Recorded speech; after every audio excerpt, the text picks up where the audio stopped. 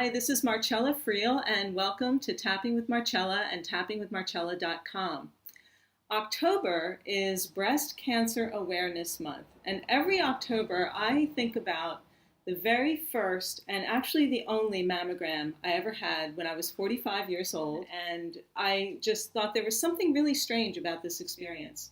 And yet this is what we're told is the thing we need to do for breast health. So I, at that point, thought there must be an alternative to mammograms. And somebody had mentioned to me a whole different kind of imaging system called thermography. And then I met Renee Russo, the founder and director of the Thermography Center of Sonoma County. And I went to Renee in March and got a thermogram. And I was so impressed by the experience. It was so radically different than a mammogram that I really felt compelled to share the information. And why don't you start by just saying a little bit more about thermography? Okay. And what it is. Well, as you mentioned a minute ago, thermography is a heat image of the breast tissue, and it's taken with a thermal imaging camera, which does not produce any effect on the patient whatsoever. It doesn't harm anyone. It is also green. There's no emissions from the camera. Oh, wow. So what it does is it takes a heat map of the breast tissue and can determine whether there's any unusual blood vessel patterns or heat patterns that are in the breast tissue that don't match the other breast. In the history of breast cancer, there's never been symmetrical breast cancer in one woman. Oh. So for that reason, thermography is always comparing one side to the other side in terms of patterns and heat. Mm-hmm. But tell us a little bit more about the technology itself and how it actually differs. Well, as we all know, a mammogram uses radiology and compression of the tissue.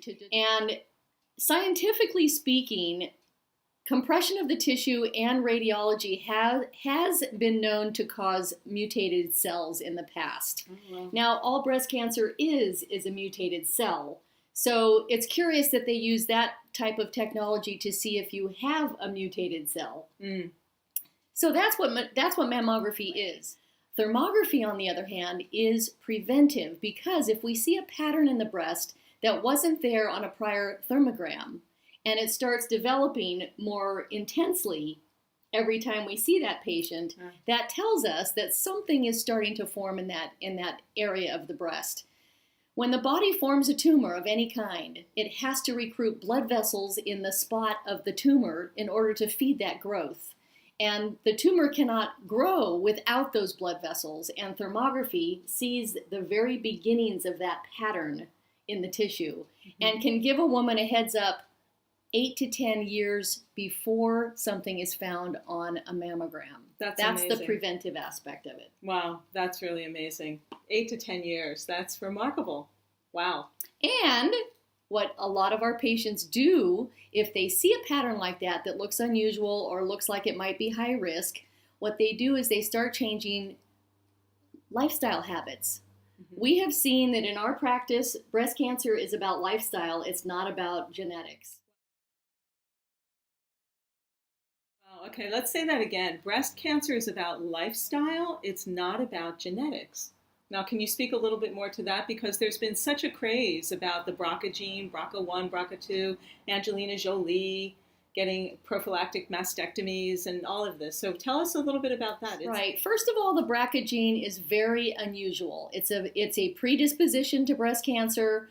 It is very rare out there. So all the news that came around the Angelina Jolie thing really blew it out of proportion. It is true that if you do test positive for the BRCA gene, your chances of acquiring breast cancer in your lifetime are higher than the average woman.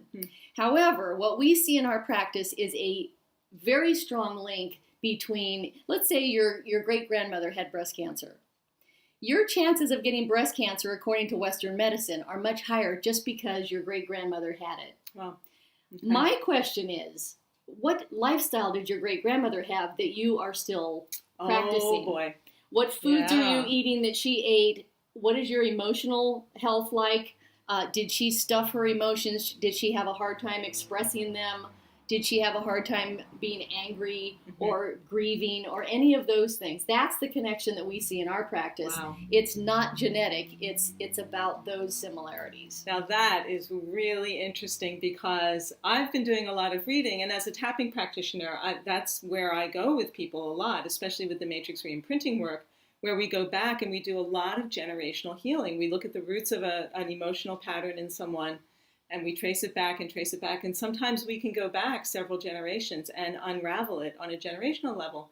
But the thing about genetics is interesting because now we're seeing, with Bruce Lipton and the biology of belief, that the presence of a gene per se doesn't determine a trait. It's whether the gene gets switched on to Correct. Express itself.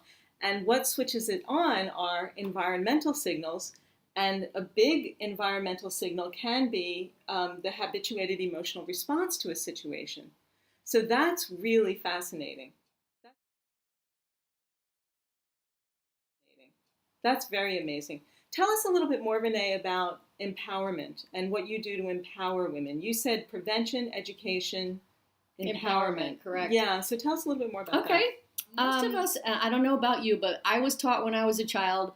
Back then, the breast cancer rates were maybe 1 out of 14 because this was many years ago, of course. But I was told, you might be one of those people. The only way to find that out is to get your first mammogram when you're 40 to see if you have it yet. Now, in my opinion, that doesn't sound very empowering, and that doesn't sound like a lot of fun to wait around going like this for the next 35 years saying, I hope it's not me, I hope it's not me. Oh, man. So we look at it in a much different light. We really give every single one of our patients as much information as they can digest in terms of what is out there in terms of screenings. What can I do in my life to lower my chances of ever getting breast cancer, regardless of what my history is in my family? Yeah. And how do I go about doing those things? That's the area of support that we give them. We follow them from one thermogram to the next to see how they're doing, because the thermogram is really a color report card of how you're doing in the rest of your life.